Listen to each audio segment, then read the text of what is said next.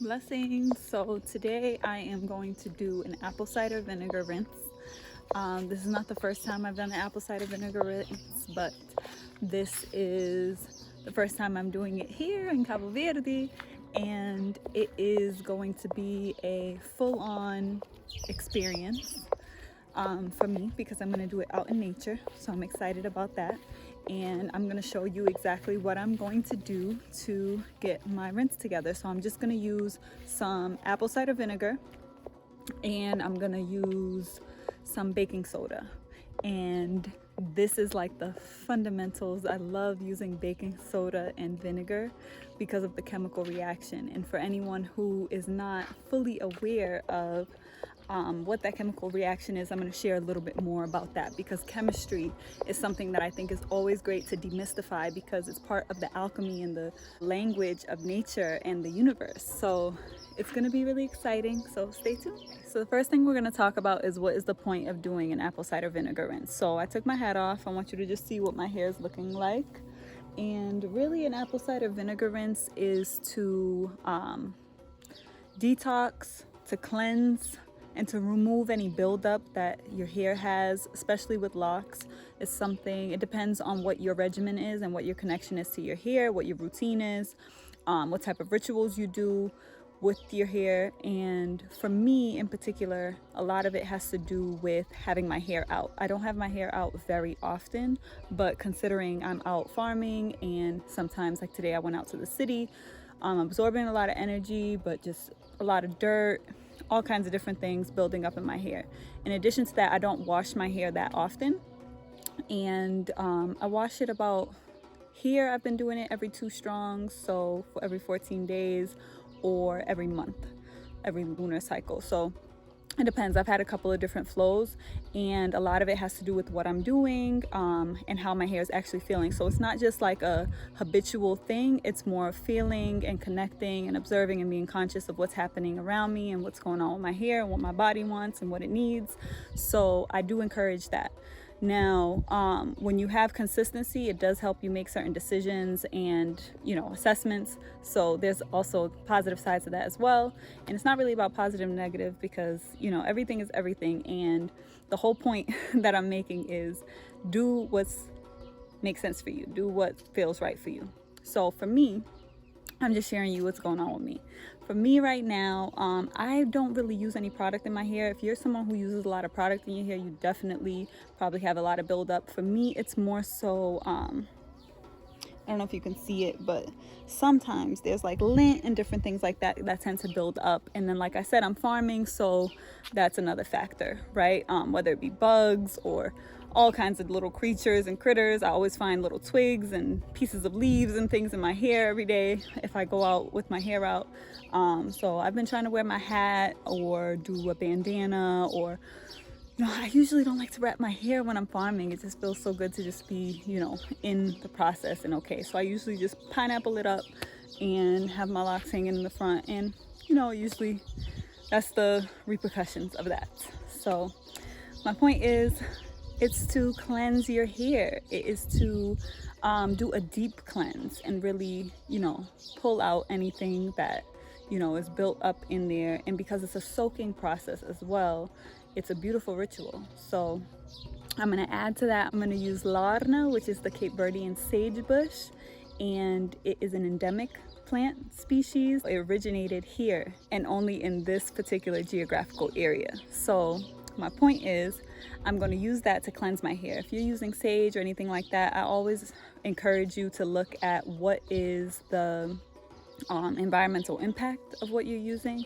Obviously, the sage that we have here, the Aloe, is a natural plant that's growing here. So I have some that was wild harvested up in the mountains. So that's what I'm going to use today.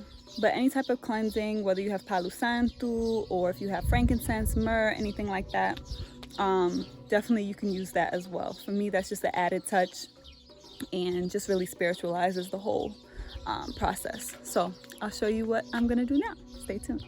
This is the sodium bicarbonate. This is a food grade baking soda, so I wanted to make sure I got something that was as eco-friendly as possible and as pure as possible. So that's why I ended up getting this from a company called Pure. This is a small batch apple cider vinegar. So any type of apple cider vinegar you can get as pure as possible. Hopefully it includes the mother, which is what is actually responsible for the apple cider vinegar processing, the enzymes and all that good stuff. So we can get into a little bit more about the science of it later. This is what I'm going to use after I use my apple cider vinegar rinse. I just put some pure Castile soap in here. It's not scented or anything, but I did add my lavender essential oil to it. I love using lavender because it promotes hair growth. It smells amazing, of course, so that's one of the things that you might want to add. Some people love rosemary essential oil. You could use whatever essential oil you like, or you can keep it unscented if that's what you prefer.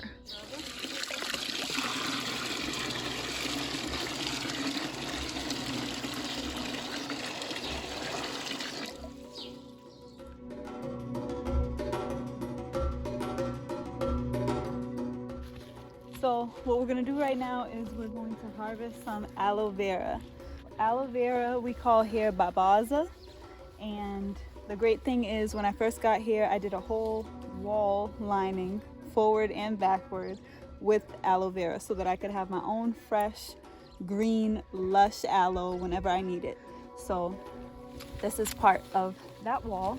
Obviously right now it's overgrown. This plant here, these are pigeon peas,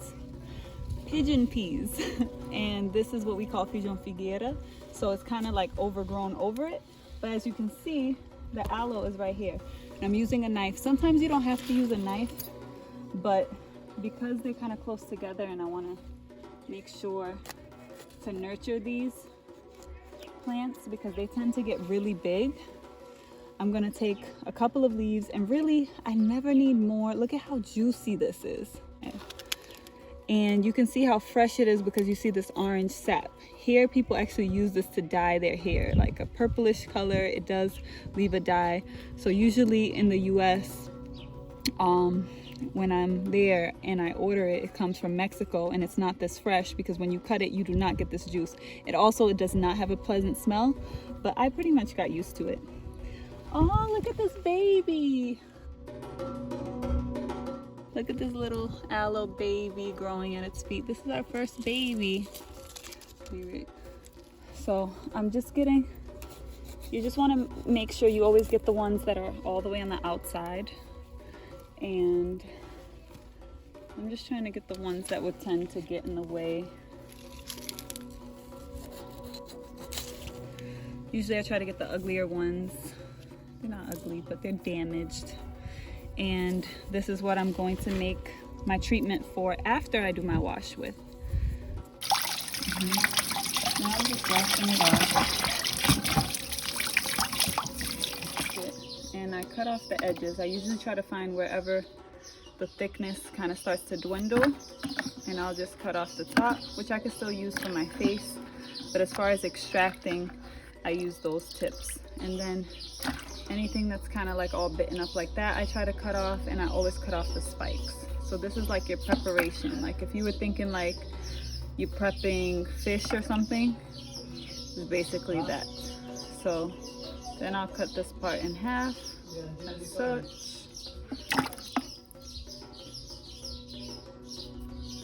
Which this is kind of, sometimes it's easier to just do it like that and then go down like this. You do that with every piece.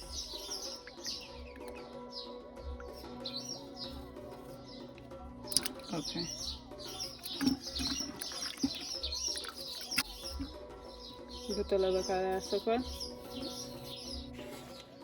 Okay, so we're gonna do a couple of teaspoons of baking soda.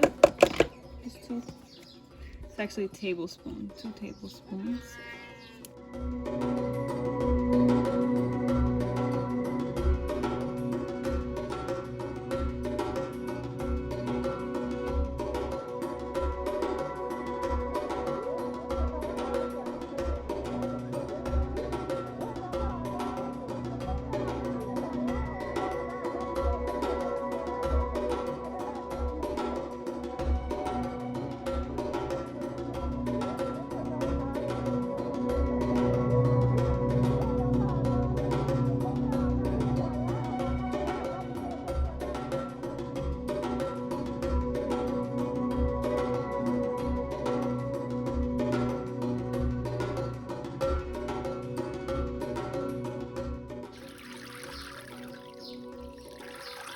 Tá perto?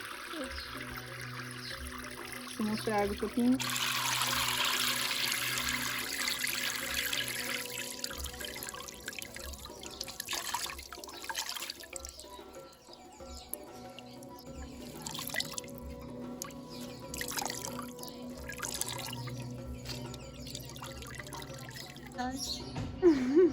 Okay, so it's getting a little dark here, and what's next in the process is just washing it entirely. So I'm going to do that in the bathtub, and I'm not going to show that entire process, but from there it's just your regular wash.